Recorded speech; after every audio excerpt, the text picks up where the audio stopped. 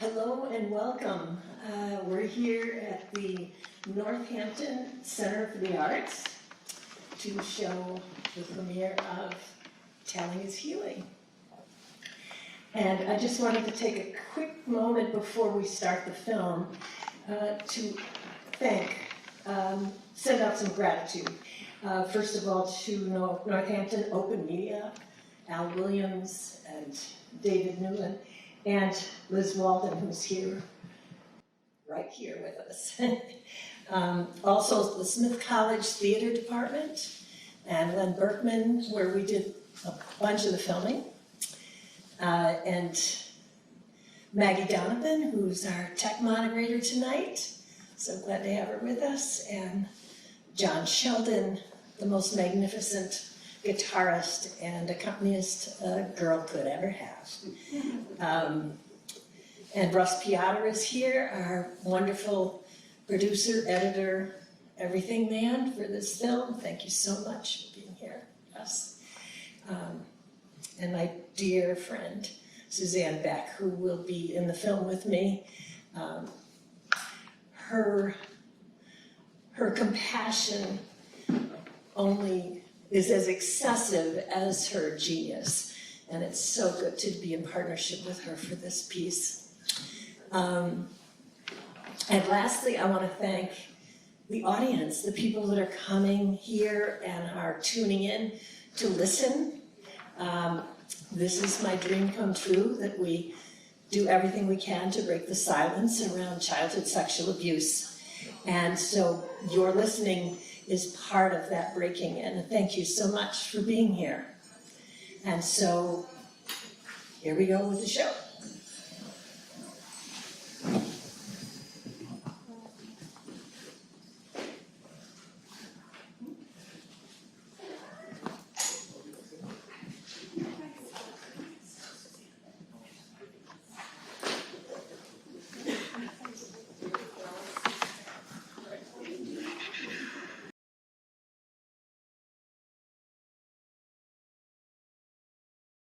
Hello, I'm Donna Jensen.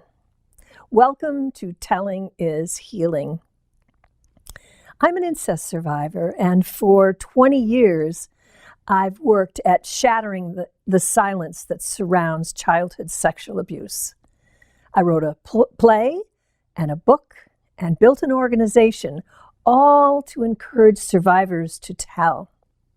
What you're about to see is excerpts from the play and the book that I did at a reading at Smith College.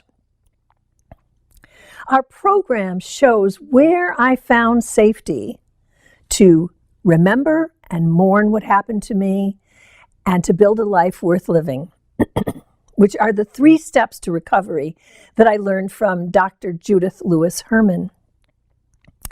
Accompanying me is master guitarist John Sheldon, my creative partner who wrote the score to my play. And this excerpt is how the abuse started.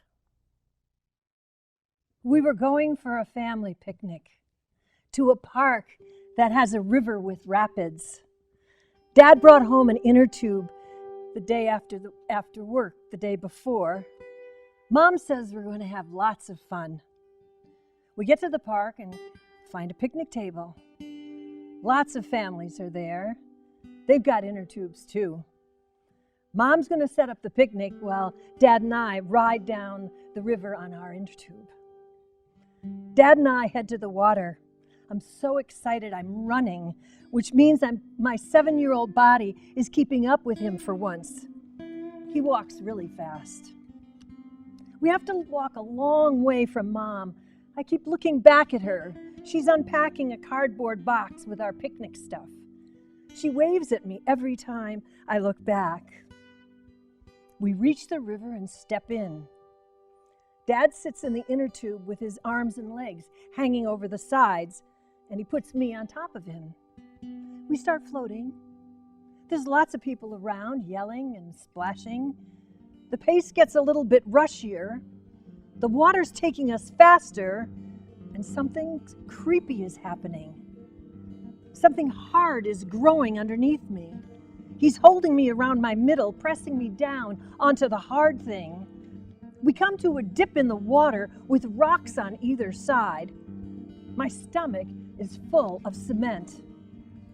Then, right in the middle of the dip, Dad lets go of me so he can balance the tube, and I jump off him onto a big flat rock. I scrape my shins sliding down it. Now my arms are lying on top of the rock and my body's floating underneath, and I'm kind of stunned. I hear people yelling. The water's cold, but I'm starting to calm down. Somebody gets me out of the water. I don't know who. Dad and I walk up to the picnic table and he's cursing. For Christ's sake, she went and jumped right off me. She wouldn't have gotten her legs hurt if she hadn't jumped off me.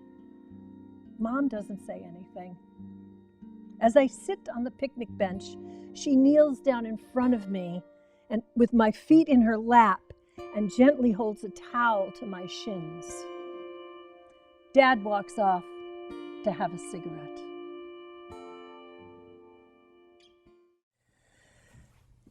Every time I tell, I heal a little bit more.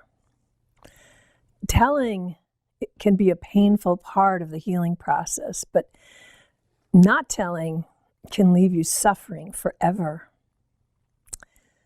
Here with me is my dear friend and colleague, Suzanne Beck. She's partnered with me for lots of my readings where we show how one survivor and one ally can actually be in dialogue about sexual abuse. So, Suzanne, what was it like to read my book? I was afraid to read it, to be honest, which is so surprising because we've been friends for years. I've been with you on this journey, and yet I was terrified. I can't tell you the number of times I would pick up the book and I would put it down.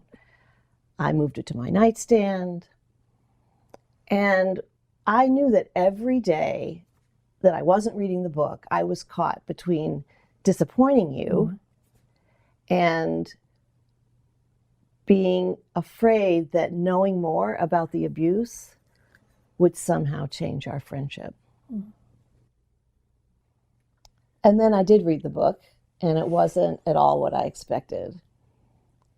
Donna tells her story knowing that we're all going to be fearful of learning about incest. And she's very loving with the reader, just as she's been loving with herself throughout her healing process. You know, Donna, it's as if there was a non-survivor sitting on your shoulder throughout all of your writing, you know, with all of her fear and all of her guilt. And there is a lot of guilt because as a non-survivor, we feel like we haven't suffered enough, or we can't really relate to a trauma as intense as incest. And it took me a while to realize that the book was a healing process for non-survivors. It takes that guilt, that knot of guilt, and really blows it away. Well, I'm so glad you read my book. Yeah, me too. Because, you know, I mean, people see the title, Healing My Life from Incest to Joy, and they immediately think it's going to be about the abuse, but it's really all about the healing. Yeah. And my healings come in many, many forms, from peer counseling to therapy, yoga. And there was this one particular thing I chose to do. It's this recovery place out in Arizona. I called it Incest Camp. Jeez. And I went there for a week, and our group therapist, Linda, she really nailed me. Linda said, "Now, Donna, I want you to picture your father coming through the door of this room. He's going to sit down, and you get to say whatever you want to say to him." My temperature rose. Thoughts stacked on top of each other in my brain. My bloodstream revved up. I'm ready to lean right into it. And then she added, "Oh yeah, and your mother's with him. Their elbows are linked together." One word flies out of my mouth. "What?" I gripped both sides of the seat of my chair so I wouldn't take off. I looked down at my lap saying, "She doesn't belong here with him." Linda responded, "But that's where she is, where she's mostly been as far as I can tell. Donna, can you look at them? You don't have to say anything." My head stayed down. I loved my mother deeply. She was the calm to his storm, the tenderness to his treachery. The tenderness to his treachery. He bellowed, she whispered. He raped, she didn't. Never in my life had I let myself question why she stayed with him. And now this insane therapist was attempting to have me consider something completely ridiculous, that my parents were attached to each other. My throat choked up. Tears started to fill my eyes. Linda reached over and put her hand on my arm. I gave a violent toss of my shoulder in revulsion, and she backed off. That shoulder toss put me over the top. I heard a loud wail, suddenly realizing that horrible sound was coming from me. I have no idea how long I cried. I said next to nothing. A part of me was cracking open. That cracking open is where I discovered I needed to deal with relationships. I love the way you tell your story through those relationships. Relationships with your family, with friends. And the most important relationship was your relationship with yourself, which was such an important part of the healing process. And then you go on to talk about other relationships, people who silently enabled the abuse, people who doubted that what you were saying was true. And then the others that stepped in to support you and to help you to heal. Yeah. That was the part of Donna's story that was so amazing to me, because we so often focus on, when we learn about incest, we focus on the abuser and the abused. Donna opens our eyes to understanding the ripples of the abuse and the relationships that offer, nothing but pain and despair, and then the other relationships that come to help and support. Right. And I started building relationships in grade school. Through grade school, the three significant relationship counterpoints to the nightmare of the incest were annual visits to my grandparents' farm, my baby brother, and my friend Lana. Lana and I found each other the first day of grade school. We shared lunch together every school day for 6 years. By 4th grade, we hated the lunchroom and convinced our mothers to let us come home for lunch. Lana lived in the bottom flat of a 2-story house. We entered into her front room. She was walking real fast, pointing to each of the rooms, saying, "Front room, dining room, kitchen." Then she stopped in a new doorway and said, "And here's my room." I froze, a question bubbling up. She looked at me, wrinkled her brows, and said, "Come on, come in my room." I didn't move. I needed to know something. "Where's your parents' room?" She tilted her head, took a breath, and said, "My mom's room is over there next to the dining room." I looked at her confused. She helped me out. "My dad doesn't live here." "He doesn't?" "Nah, they're divorced. He lives in Michigan." My mind started swimming. a house without a dad. As I stood there muted, then finally asked, "What's a divorce?"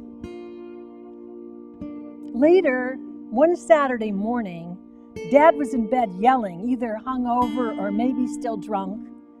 Mom scooped up my baby brother and told me to come along to the basement to give the baby a bath.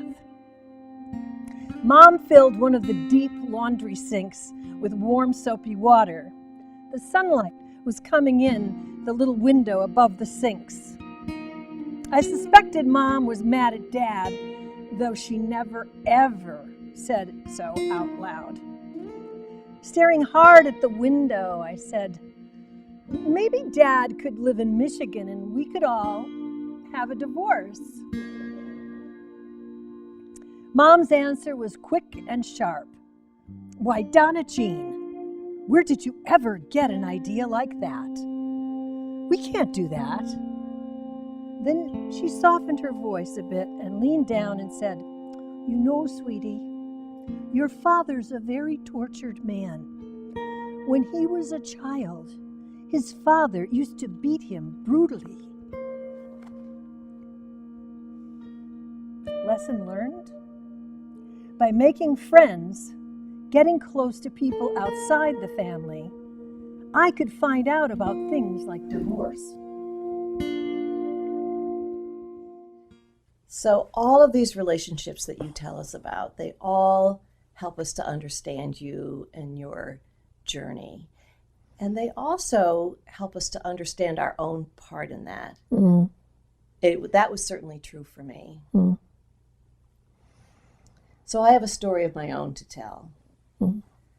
Donna and I share a passion for leaders and great leadership. And the work that we've done together has been about igniting that passion in others. So one day we were on our way home from a road trip. I was driving, and Donna opened up to me for the first time about her relationship with her family and with her father. 2 years later, I was at the very first preview of her play. And when Donna started the passage about being with her father on the river on the Intertube, I sank back into the day of that road trip. And I remembered that she had told me about the abuse for the very first time. And I'd forgotten it. I'd blocked it out until the moment she read that scene. I remember at the end of the play running up to Donna, giving her a big hug, and I'm sure she thought I was saying congratulations, when what I was really feeling was, I hope she'll forgive me. I felt that I had betrayed our friendship by not being there for you. It was crushing, and then it was a really long time before I'd even admitted to you what I'd done. Suzanne, you didn't betray me that day. You listened to me, and then you couldn't hold it. Everybody forgets. And forgetting is so normal. Even survivors forget because it's such an awful subject. It's so heavy. Betrayal would have been if you had stopped being my friend. I mean, I have only gratitude for the friendship you've given me over the years. Donna, you have so many stories about people who either doubted you or forgot about the abuse. And, you know, I'm really sorry that I was one of them, because those stories are all about creating pain that absolutely consumed you. And then you found a way to crawl out of that pain because you started telling your story. Donna coaxes survivors to tell their stories, and it coaxes non-survivors to listen to those stories because telling is healing and not telling is giving into the pain. And that's an amazing lesson of Donna's story. It shines a light on how the truth of telling heals the lie of forgetting. The silencing is entrenched in the whole culture. It's not about one woman needing to forget the story her friend told her in a car ride. There's a whole reinforcement in forgetting. It is. It's our culture to be silent about incest, that incest is this enormous emotional trauma that grips us with shame, survivors and non-survivors. And it's like this, there's unspoken agreement between us to cover it up with our silence. And that's what we can change. That's what we can work together to change. What you say is so important. Telling is healing, and every part I tell is healing. And this next piece is where the abuse ends. The sexual violence ended when I was 12. I describe a harrowing experience of this in the play in a scene I call Refrigerator. The summer I was 12, my parents let me go to Graham and Gramps' farm all by myself, 7.5 hours on the train. Shortly after I got back, an amazing thing happened. One rainy night, while I was in the kitchen getting a glass of milk, Dad came barreling through the door, drenched and drunk, his eyes on fire. He grabbed my shoulders and pinned me up against the refrigerator door. By some miracle, I did not leave my body. I stayed with me. His eyes kind of glazed over like he was somewhere else, and he said, "I'm gonna kill you tonight, Donnie. I'm gonna kill you." When he said that name, Donnie, I knew he wasn't talking to me. I was never Donnie. He was Donnie. His father called him Donnie when he was a kid. I was always Donna. And I spoke. For the first time in the midst of my father's rage, I spoke. "I'm not Donnie, Daddy. I'm not Donnie." He froze. His eyes came into focus and looked into mine. He dropped his hands and ran out of the apartment. He never raped me again. I'm not sure why he stopped. Maybe I was getting too big for him. He got into AA and drank less. I don't want to give the impression that all a girl's got to do is speak up to her dad and he'll stop.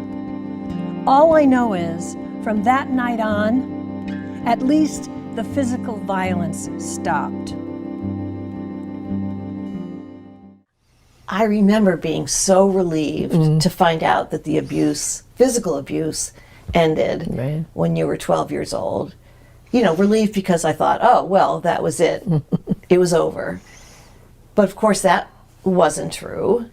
The emotional trauma continued, reliving the physical abuse over and over again until it did stop 12 years later when you joined the women's movement, became a feminist, and that was, you know, I feel like that was your first step towards healing. Yeah.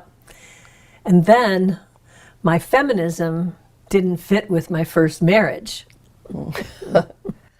A turn in my path leading out of my first marriage occurred on a perfect summer night on a huge yacht in New York City's East River.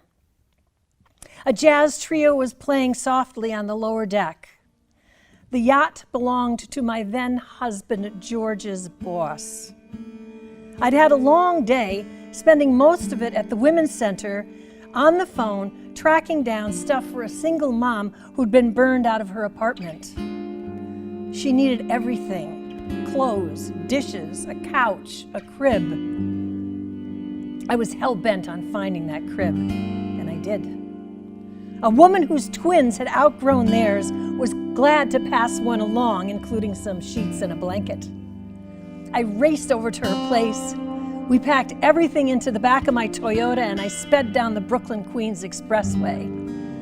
Then I dashed home with less than an hour to get out of my jeans, shower, and get into my black silk pantsuit with heels. As usual, I was the last wife to arrive. I found George and we greeted his boss and the wife. While George was talking to another trader, I left his side. With a fresh glass of champagne, I found a deserted spot in the middle deck. I leaned over the railing, staring into the water moving below me. The grand contradiction to my day passing before me as though the water was a movie screen. Suddenly, my heart was shouting, "I can't do this anymore. I'm living two lives. I can't do this anymore." 7 months later, we were separated. 1 year later, my 7-year-old daughter Jen and I moved into a brownstone apartment in Park Slope, Brooklyn, one I'd gotten with my divorce settlement. And I began building a life I could do. One life, not two. George would joke years later, "Donna left me because of money. I had too much of it." So I left that marriage and started working intentionally on healing from the incest, remembering and mourning the abuse. Starting with a peer counseling relationship. Well, for 2 years, all I did was cry, no words, just weeping into an accepting shoulder. I had a lot of healing to do to feel really safe with a man and to let myself love and be loved by him, should he ever appear. And then he did when I was 35. There was a seminal moment in our first year together, a moment when the relationship went beyond my being delighted that he was good looking, a great lover, and the substantial frequency with which we made each other laugh out loud. The moment came when we were having an argument. He was sitting on the edge of his bed. I was 4 feet away, seated on a straight back chair. I can't remember why we were fighting, but right there in the middle of it, he stopped and looked at me with tender eyes and said, "You don't have to worry about my anger." He was angry, though not raising his voice, not threatening me in any way, just feeling anger. And his inner eye noticed, sensed how frightened I was. I wasn't afraid of losing the argument. I was afraid of his anger. An inner centurion was sending me a message. Angry man, bad. Watch out, angry man. I said nothing about being afraid in that moment. Chug saw the fear rise up in me and decided that was more important to pay attention to than whatever it is we were arguing about. His tone was soft and gentle, like he was talking a frightened filly out of a corral corner. When he said, "You don't have to worry about my anger," the room filled with static silence. After a couple of heartbeats, as his words made their way to the center of my brain, I burst into tears. I'd found a man who could see and understand my fear. Up to that moment, I was pretty convinced There didn't exist a man I could completely trust, a man with whom I could let my guard down and my fear out. He took his time moving in. First, when I started to cry, he cast his eyes on the carpet between us. Then slowly he rose, took 2 steps, knelt down in front of me, took hold of each side of the chair seat, and waited for me to lean in. Once my face was buried in the crook of his neck, he wrapped his arms around me. As of this writing, we've been together 30 years. And it's a joyous existence, living with a man I have no need to fear.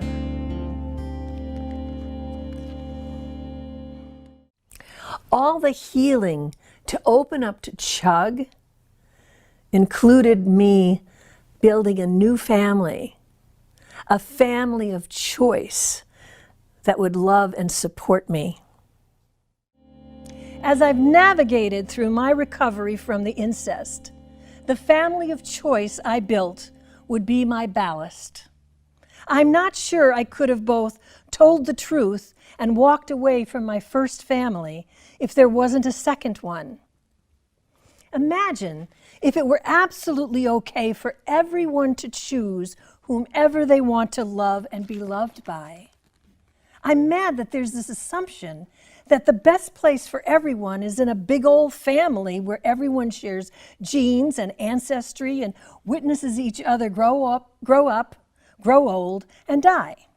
And if you aren't in that or don't come from that, well then poor you. What if the assumption were, instead, you get brought into this world by some characters, and if they don't turn out to be good for you for whatever reason, you go right ahead and find a different set of characters to love, grow old with, and die. So how did you know to build your very own family of choice? Well, it started in junior high school. I joined up with a group of girls. We all came from different kinds of dysfunctional families. But I learned that having solid friendships could save you from other parts of your life. And 60 years later, I still have friends from that group. You don't have to stay with your first family grinning and bearing it or trying to change them into something they're not. You don't have to spend your life pretending to be someone you're not. I decided to grab hold of everyone who makes me feel good and loved and seen, keep them up close and personal, and let my life be enriched by them. I don't think this biological family tree is all it's always cracked up to be.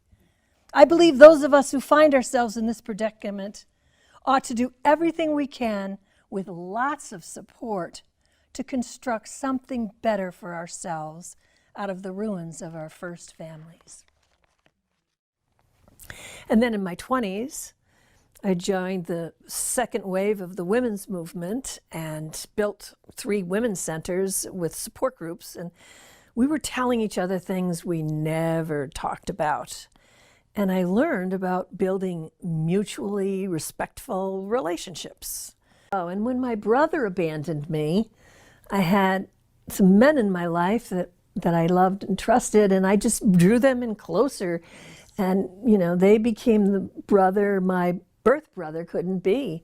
And, you know, every phase of my life, I build new relationships, like since I moved up here to Massachusetts. And then I met you, and now you're part of my family of choice. Mm-hmm. That was a really brave choice that you made. I mean, I can't even imagine it. To purposely build a family to support you, to, you know, gather people together who could be your friends and support your healing and love you for who you are. And it's a great message for non-survivors because instead of, you know, carrying all that guilt because we haven't suffered enough, we learn that we can be part of the healing Right. by being your friend and by supporting you. It's really quite a thing. You're right on target about that. And I've been lucky enough to be part of your family of choice. We're both lucky. And a big part of my journey has been to coming to believe that it wasn't my fault. For me, it took years of hard work to enter this room, tunneling out from under a mountain of anger for all the things my father and mother and brother did and didn't do. Years drumming my rage into dozens of journals. Years weeping my grief onto shoulders stronger than mine. Decades building a family of choice with lots of sisters and aunties, new brothers and uncles, all connected by love, not blood. Witnessing the life of my dazzling daughter. Answering a friend's desperate phone call, "Come over, please," knowing she'd be wearing another black eye, but this time her nose is broken and her 3-year-old boy won't come out from under the bed. It helped me to help them get out of there, throwing their stuff into big green garbage bags. It helped us both going to that Women Against Violence rally downtown. They called it Take Back the Night. We made noise and friends and a difference. Finding and then winning the love of a tender, lean-on-me kind of guy. Learning to stay in groups that are good for me. Groups for women, adult children of alcoholics, incest survivors, and finally, a circle of writers. Over time, working with 4 different individual therapists, having re-imaging sessions like, I'm 8 years old, lying limp. My father's sitting at the foot of my bed, putting on his shoes. I rise up, feel my spine stretch to its full height and say, shame on you, shame on you, shame on you. The help from all those people and experiences boiled down to one significant message. It wasn't your fault. Sopranos and altos, tenors and baritones, it was never your fault. That was a big plateau. Believing and finding my voice to say none of it was my fault. And that moment of your believing it was none of your fault felt like the crescendo to your story that we've been hearing, learning about the tiny gradual steps that got you to the point, understanding that it wasn't your fault. Yeah. It was another cracking open. Thank you so much for being here with me. Thank you for sharing your story. And thank you all for listening. And we hope that we have encouraged you to tell your own stories. We'll end with the song that John wrote that closes my play. It wasn't your fault.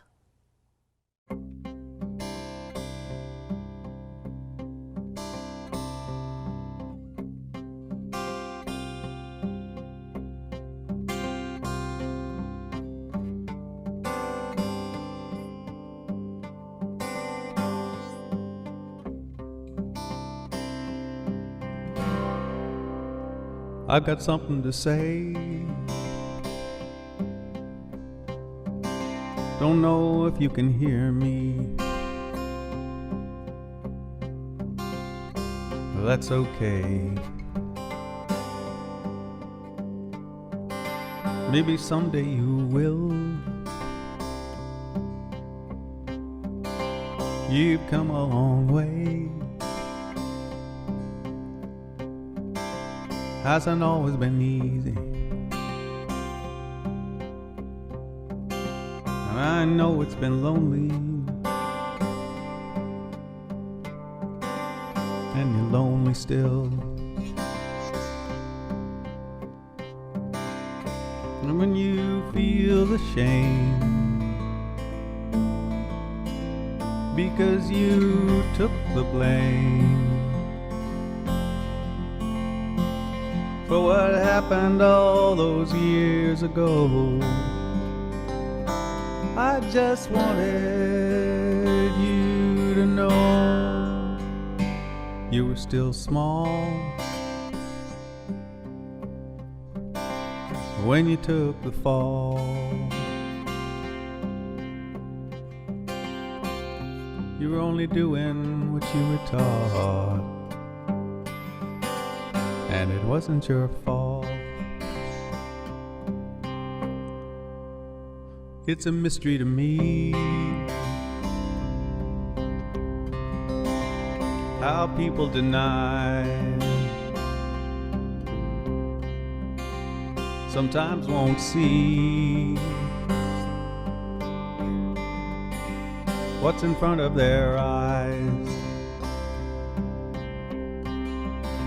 All you needed was love and a little protection. Why were they looking in the other direction when you needed someone to save the day? The rescue party lost its way, and the guilty ones, they never got caught. Then they showed you how to keep your mouth shut. Something should never be taught, and it wasn't your fault.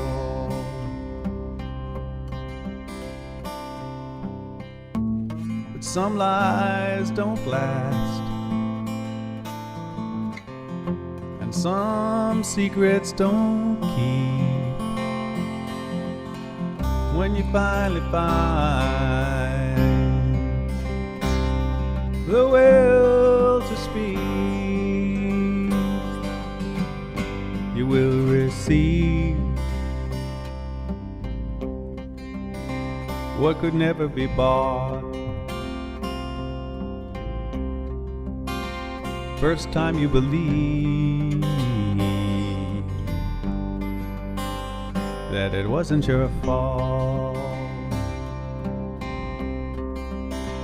you will receive what could never be bought. The day you believe that it wasn't your fault.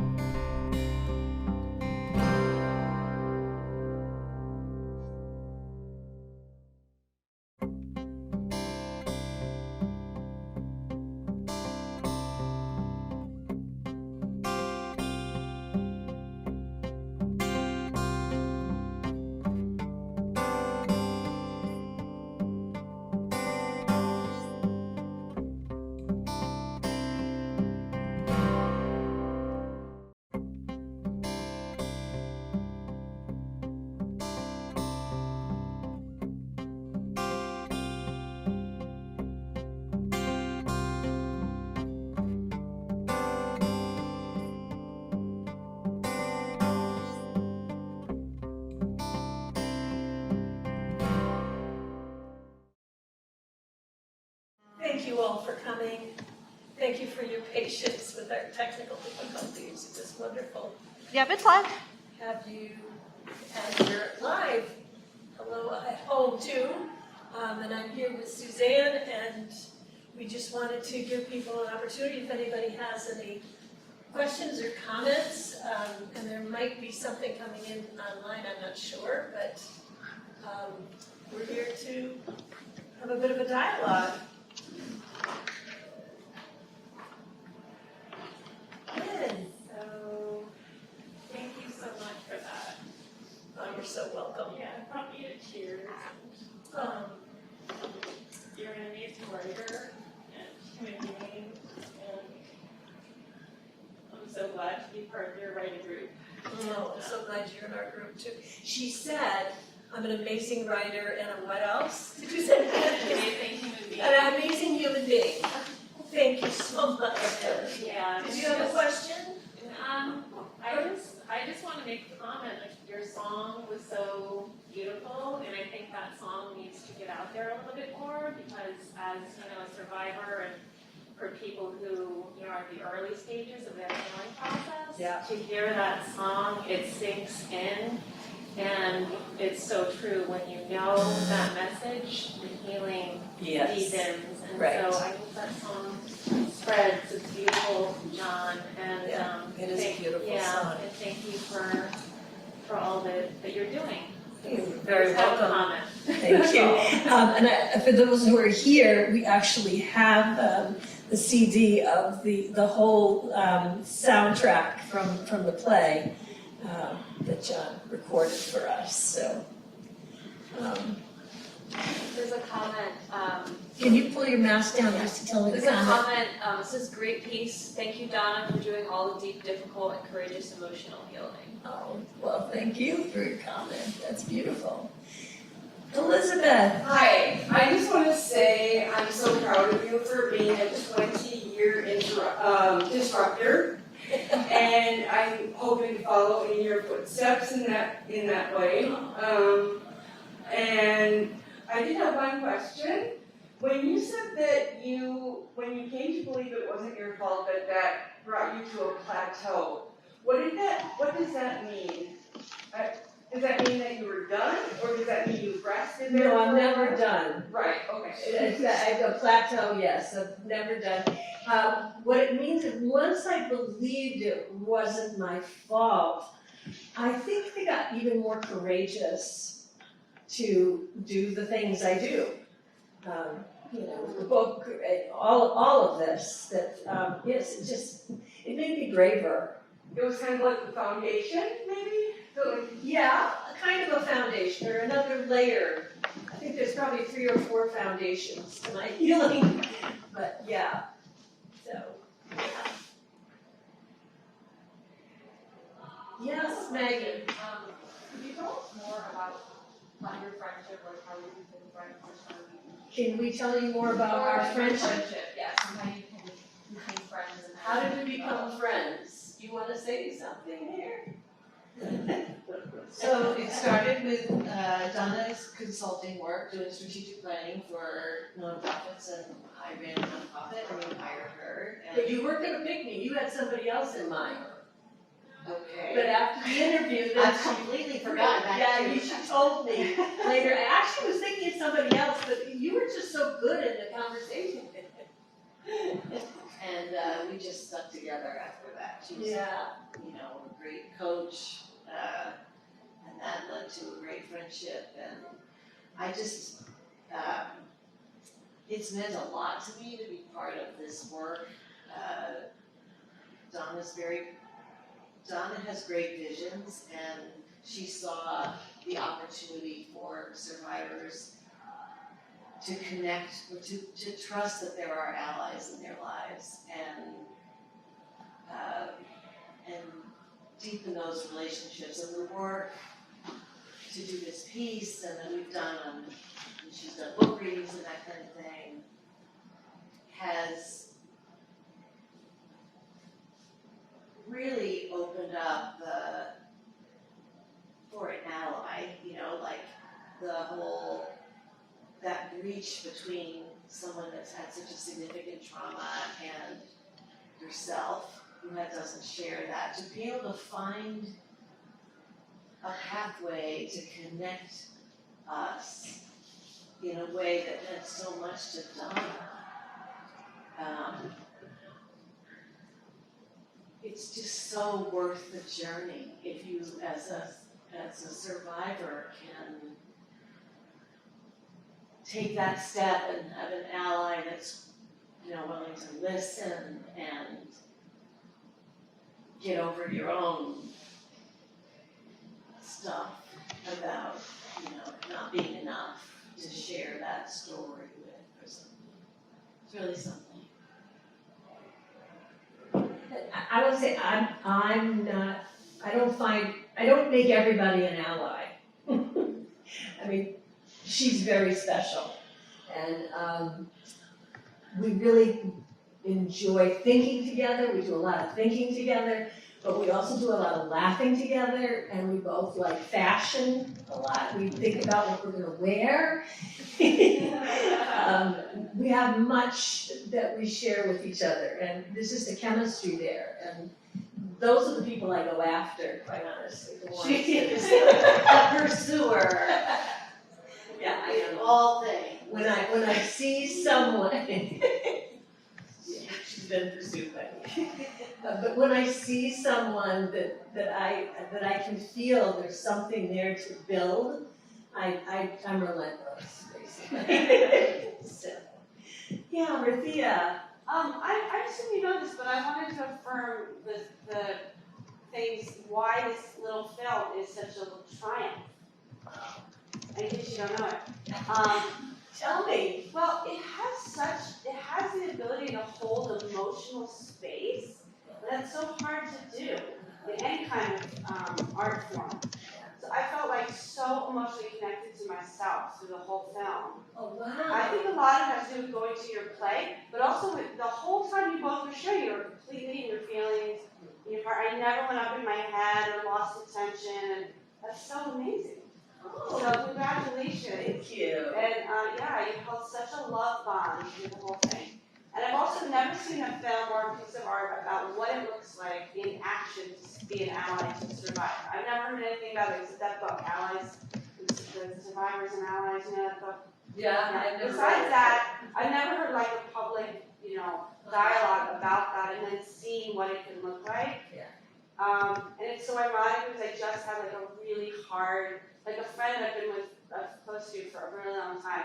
We just had a really hard thing happen where she was like, well, even if it didn't really happen, I love you. And I was like, oh my God. I was like, this isn't happening. And we had to have like a huge, I was like, I gotta get off the phone right now. Oh. And then we had to go through it, and then I had to say, I'm not gonna be able to talk to you until you can get a therapy and figure out how to leave me, like we're not gonna be able to be friends. And I'm so used to that. Stuff like that's happened to me for so long. And it's horrible every time, but it's so amazing how this film is like speaking those things and showing the opposite of that. And yeah, I'm so excited to share this film with people, so that will be possible, right? Oh, yes, we're gonna figure that out. Okay. We'll talk. Okay, good. Yes. Yes, Beth. Sort of talking about, I have a question. How do you recommend, as a survivor, if you're building an ally relationship and you're finding resistance, or you're finding you need to assert yourself in a certain way to help the ally understand, what are sort of some steps that you would recommend to protect yourself as a survivor, but also to help establish that communication? So, could people hear it on cable, do you think? This question?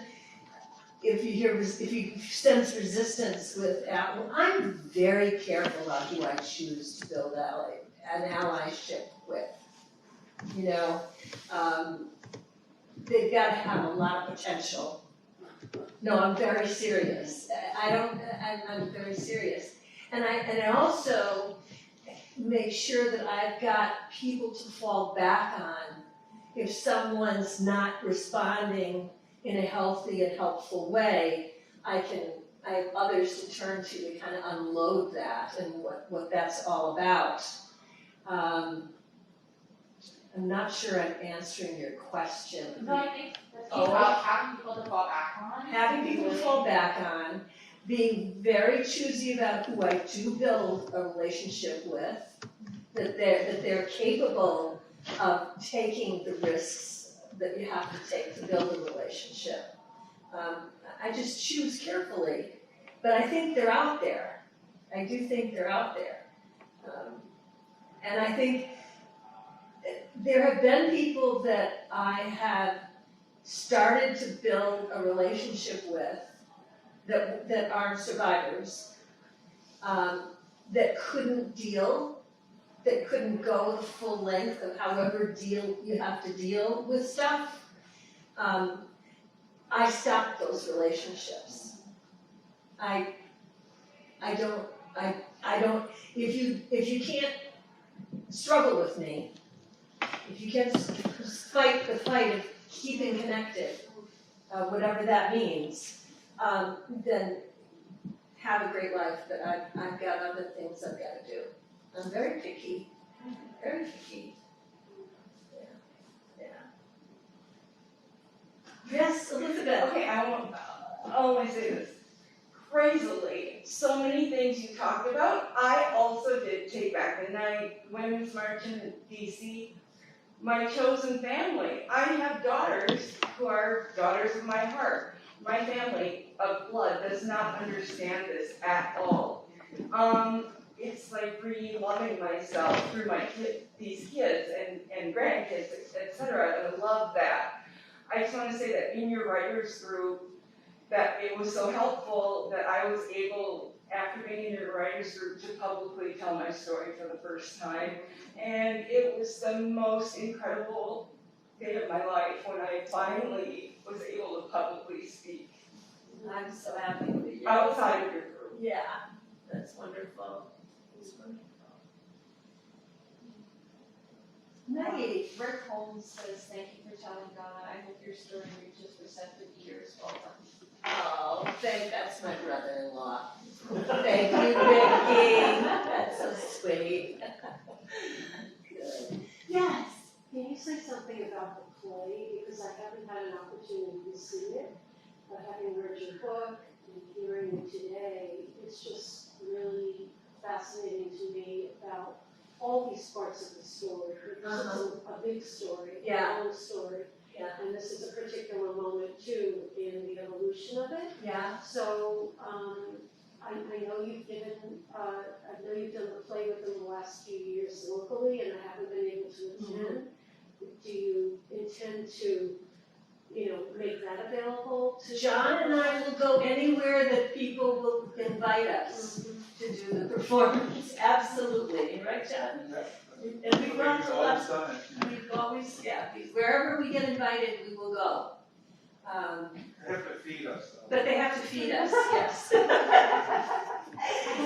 I guess I was also asking, Donna, in terms of it being really in women's history and women's experience, this really important moment, a really important document, and someday you won't be here anymore. And seriously, in terms of having a voice about that experience, I think it's really special and not common. And so I'm sort of thinking in a very big time period and a very big set of years. Thank you, thank you.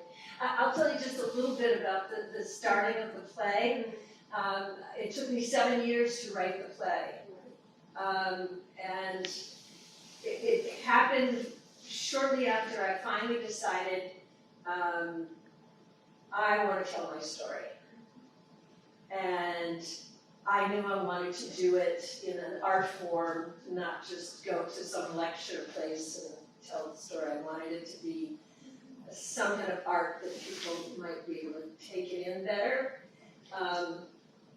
So where am I going with this? So it took me 7 years. Are you talking about the first performance of it?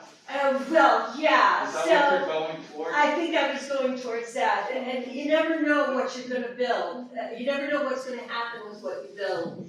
And so the first time I did it without John, when we were just starting to workshop it, I did a dry reading at a conference for therapists that work with abusers. How the hell did I get in there? And a woman there stood up and said, "You have to come to my agency." And this was a residential home for boys who are abusers.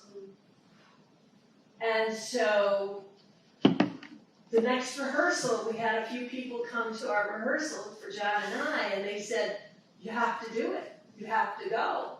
And so our very first performance was in a gymnasium with 100 boys sitting on the floor listening to my story and his music, and they loved the guitar. Oh.